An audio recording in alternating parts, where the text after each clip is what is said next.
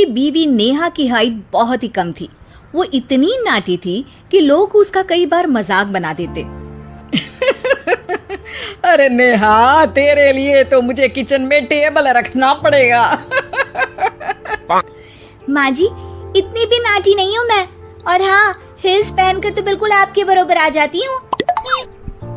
अरे तेरे पापा ने महंगी कार का लालच दे दिया, वरना तो मेरे बेटे के लिए लंबी लंबी लड़कियों की लाइन लगी थी। क्या बताऊं तुझे, कटरीना फैल थी उनके सामने। पर माँ जी, आपका मयंक भी तो हाइट में कौन सा अभिषेक बच्चन की तरह है जो कटरीना मिल जाती। वैसे भी मेरी और इनकी जोड़ी तो राम सीता की जोड़ी है, राम सीता की। एक दिन सभी खाना खा रहे होते हैं, तभी माँ, दाल बहुत अच्छी बनी है, जरा और देना। रुको जी, मैं लेकर आती हूँ, किचन में है, वैसे भी मैं खड़ी ही हूँ। ये सुनकर सास हंसने लगती है। तुम खड़ी हो या बैठी, एक जैसी लगती हो। बस कीजिए जी, अभी हिल्स नहीं पहनी है, वैसे भी हिल्स पहनती हूँ तो आपके बराबर ही लगती हूँ।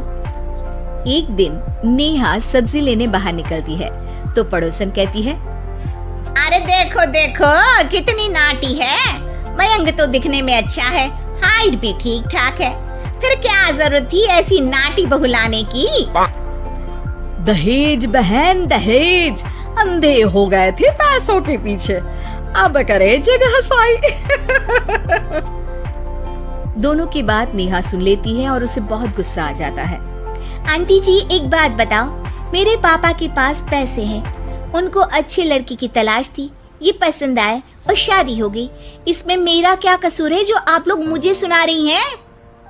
अरे नहीं नहीं नेहा, हम तो तेरी सास की बात कर रहे थे कि कितनी लालची औरत है। देखिए, वो लालची नहीं है, हाँ, उनकी कुछ शौक है जो वो अपने बेटे से पूरा करवाना चाहती है, और देखा जाए तो उसमें उनकी गलती भी क्या है भला। अगर इन्होंने मुझसे शादी की है तो जरूर कुछ न कुछ तो अच्छाई नजर आई होगी ना। और अब ना तो मैं आपकी बहू हूँ और ना ही आपके रिश्तेदारों को मुझसे मिलना है, फिर ये बात समझ नहीं आई कि आप इतना परेशान क्यों हो रही हैं। ये बोलकर नेहा वहाँ से निकल जाती है। नेहा, चलो तैयार हो जाओ, हम लोगों को एक पार्टी में जाना है। नेहा तैयार होकर पार्टी में जाती है, जहाँ मयंक का दोस्त उससे कहता है, अरे मयंक, तू लकी है यार, तेरी बीवी की हाइट इतनी कम है कि तुझे बच्चे की जरूरत ही नहीं है, भाभी ही बच्ची जैसी है। और मयंक, मेरी बीवी इतनी कम हाइट की हो ना तो मैं तो घर से बाहर ही ना निकलूं, कहीं फुदक कर चली गई तो लेने के देने पड़ जाएंगे। सभी नेहा पर हंसने लगते हैं। तभी पार्टी की जगह पर आग लग जाती है। अरे भागो यहाँ से, जल्दी करो, निकलो यहाँ से। अरे लेकिन बाहर के दरवाजे पर ही आग है, अब कैसे बाहर निकलेंगे, कोई रास्ता भी नहीं है। अरे रास्ता है ना, अगर कोई इस खिड़की से बाहर निकलकर अगर सामने के दरवाजे में आग को बुझा दे तो सब निकल सकते हैं। तभी नेहा उस छोटे से जरोखे से बाहर निकलकर आग को बुझा देती है।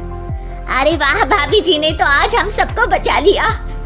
वाह भाई वाह, बीवी हो तो ऐसी, अपने पति ही नहीं बल्कि यहाँ मौजूद सभी की जान बचा ली है इसने।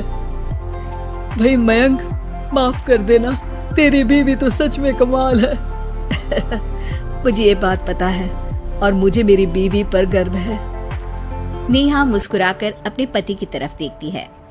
कुछ दिनों बाद जब नेहा और उसकी सास मार्केट जाती है, वहाँ पर, अरे भैया, ये कपड़ा तो देना, कितने का पड़ेगा? माता जी, ये तो बहुत महंगा कपड़ा है, लेकिन अब बस सिर्फ 2 मीटर ही बचा है, मेरे तो किसी काम का है नहीं ये टुकड़ा, तो आप 100 रुपया ही दे दीजिए। अरे भैया, तो मैं क्या करूंगी इस टुकड़े का, लेकिन वैसे है बड़ा ही सुंदर। तभी नेहा बोल पड़ती है, इसमें तो मेरी पूरी ड्रेस बन जाएगी। ये कहकर वो कपड़ा ले लेती है। अगले दिन नेहा वो ड्रेस पहनकर सास के सामने आती है। अरे वाह नेहा, ये ड्रेस तो बहुत ही सुंदर लग रही है, बड़ी महंगी होगी ना? अरे कपड़ा तो मैंने ही पसंद किया था, बस पूरा नहीं था तो इसने ले लिया। सिर्फ 200 रुपए की ड्रेस है ये पूरी। देखो माँ जी, नाटी होने का भी कम फायदा नहीं है। जैसे तैसे दिन कट रहे थे। सास और पड़ोसियों के मजाक बनाने का सिलसिला चल ही रहा था कि एक दिन मोहल्ले से जोर जोर से आवाज आती है, हाय रे मैं मर गई, भगवान मैं क्या करूं। अरे क्या हुआ? देखते हैं तो सभी एक हॉल के सामने भीड़ लगाकर खड़े हैं। मेरा बेटा प्रिंस गड्ढे में गिर गया है। पड़ोसन जोर जोर से रोने लगती है कि तभी वहां नेहा आ जाती है। रोइए मत, मैं प्रिंस को लेकर आती हूँ। ये बोलकर नाटी सी पतली सी नेहा गड्ढे में घुसकर बच्चे को बाहर ले आती है। अब क्या था, एक बार फिर नेहा के लिए पूरा मोहल्ला तालियां बजाता है। मुझे माफ कर दो नेहा, मैंने तुम्हारी हाइट का कितना मजाक उड़ाया था। कोई बात नहीं मौसी, प्रिंस ठीक है, ये बात है। अब वो दिन आता है जब सास नेहा की तारीफ करती है। वाह बहू वाह, तेरी तारीफें सुन सुनकर तो मैं खुश हो गई। आज तो तूने ये साबित कर दिया कि समाज में इंसान अपने रंग रूप और लंबाई चौड़ाई से नहीं बल्कि साहस और हौसले से काबिल कहलाता है।